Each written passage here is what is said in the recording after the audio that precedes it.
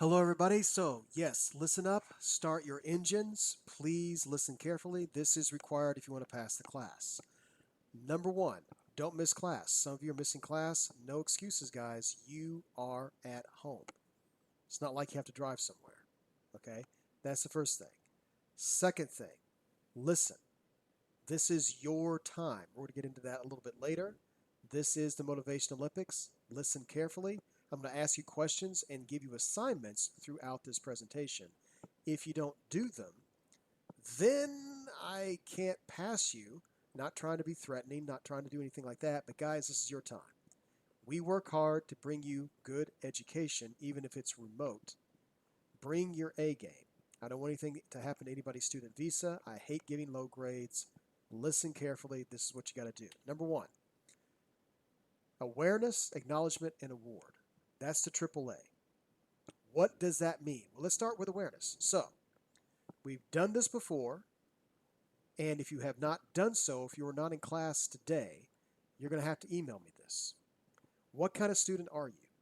Are you a lazy Larry? Are you a late Leonard? Monopolizing Matt means you talk too much.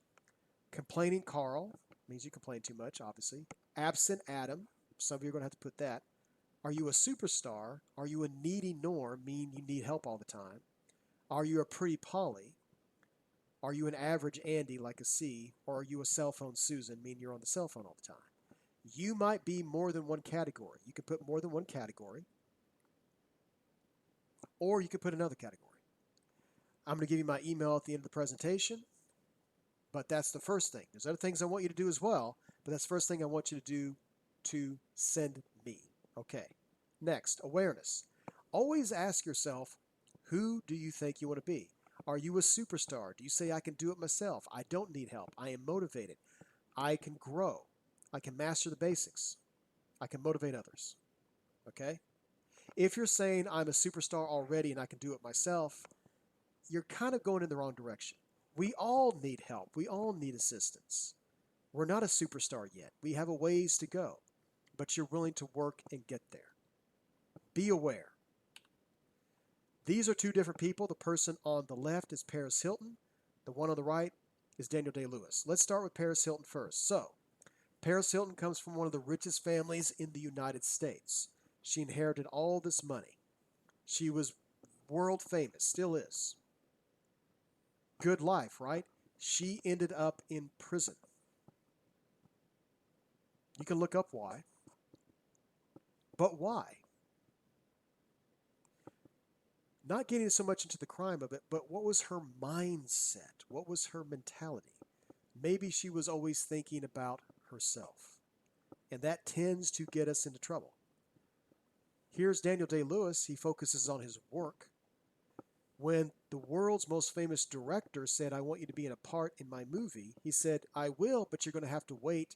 I promised my wife I would help take care of the kids. He wasn't thinking about himself. He wasn't thinking about just him. He was thinking about how he can benefit his family and others. And because that is his mindset, he ends up winning more Academy Awards than any other actor in history. He's not focused so much on him. He's focused on other people, and the benefits just naturally come to him. He's more self-aware. Yale University did a study on the toughest military school in the world. Followed him for 7 years. They were asked, these students, at the beginning of their military service, what do you want to get out of this? I want to ask you a question. Who got promoted faster? The students who said, I want to become a general as quickly as I can, or the students who simply said, I want to serve my country? The students who said, I want to serve my country, got promoted faster. They weren't thinking of just themselves. Moving on. Here's Rudy Moore. That's him on the left. Eddie Murphy, very famous actor, played him in a movie. Rudy Moore was a failed entertainer for years. Suddenly, in his 60s, he wants to make movies. He was told, look, you're a minority, you're in your 60s, you're fat, and you're not good looking.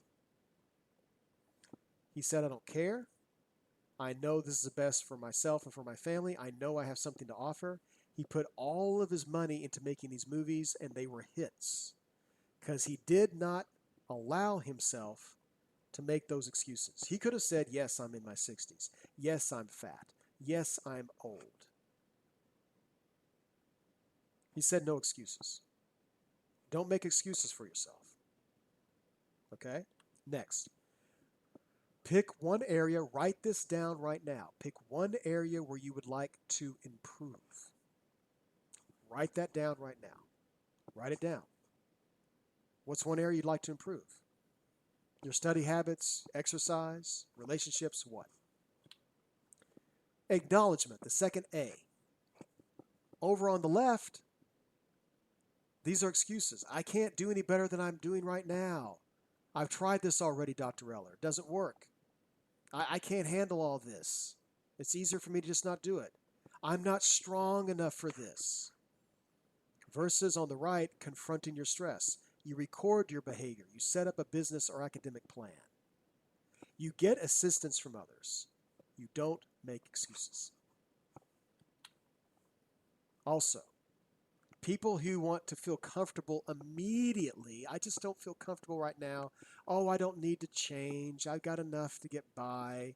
I got enough money from my parents, or I got this, or I just don't want anybody to bother me. That's immediate gratification, feeling good in the moment. Versus I'm going to work hard now. It's going to be uncomfortable, but it will lead to happiness. It will lead to more money. And I'm going to communicate with people to help me, and that's actually fun. Here's an actual real client that I had. She had what's called an emotional quotient score that was very, very low. And she started to not make excuses for herself, and she started to see her happiness and her success grow month after month. This stuff works. Okay. That's a picture of me with the world's most famous psychologist. I'm not telling you this to try to be impressive. I just had the opportunity to meet him and talk with him. His name is Dr. Phil. You may have seen him on television. He said that he was in a car in high school and his friends were speeding. He wasn't driving, but he was in the car. They were speeding, having fun. A police officer pulls them over. Okay?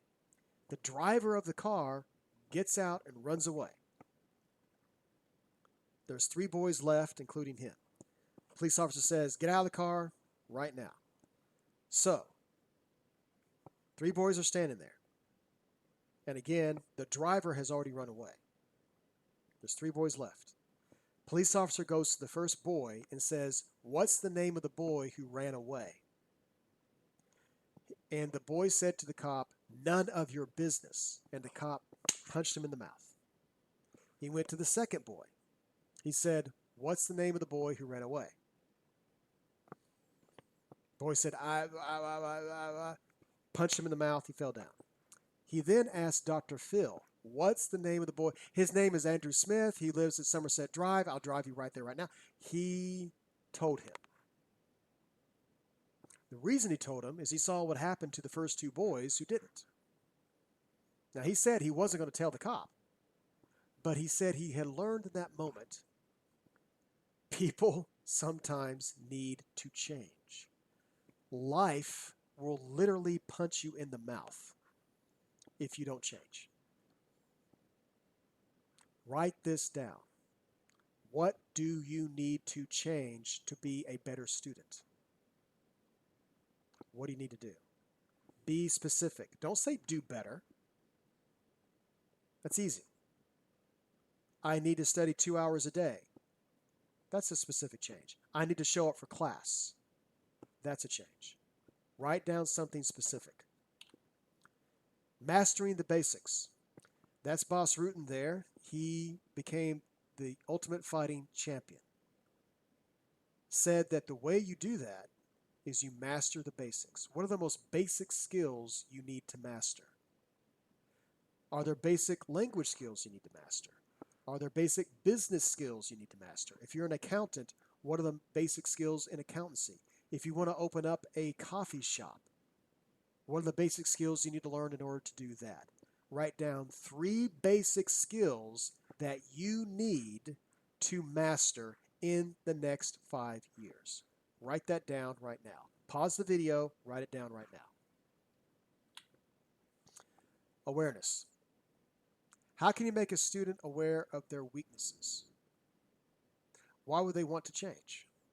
What's your biggest weakness? Pause the video right now, write down your biggest weakness and what you need to do to change it. Okay. Cell phones are a big weakness for many students. Okay. 60% of college kids say they are addicted to their cell phones. 71% sleep with their phone. They spend up to 5.4 hours per day on social media. Okay. Is that a weakness? If not, okay. But if it is, what do you do about it? Goal setting. What is your major goal in the next 5 years? Write that down. Where do you want to be in 5 years? That's a picture of Kevin Costner at an actual meeting that I went to. Kevin Costner was the #1 actor in the world in the 1990s. How did he get there? He set goals. That's how he did it. He said he set goals, but specific goals. He didn't say, oh, I want to do better. I want to be a movie star. No, he said, I want to be in this movie by this date. His goals had a timeline. They were specific. Where do you want to be in 5 years? Okay. Just a little thing here. Sugar is bad for your soul.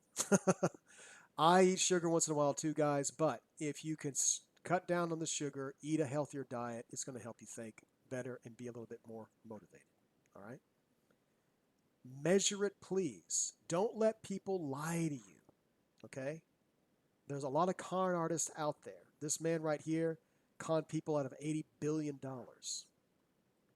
But don't con yourself. Don't think, oh, I don't have to show up for class. I don't have to do this. I don't have to do that. When we're doing this, we're lying to ourselves. Yes, we can get lied to by other people, like Bernie Madoff here. But the biggest lies we tell are to ourselves. Don't think you can just skim by. Next. These are things here that you don't need to know.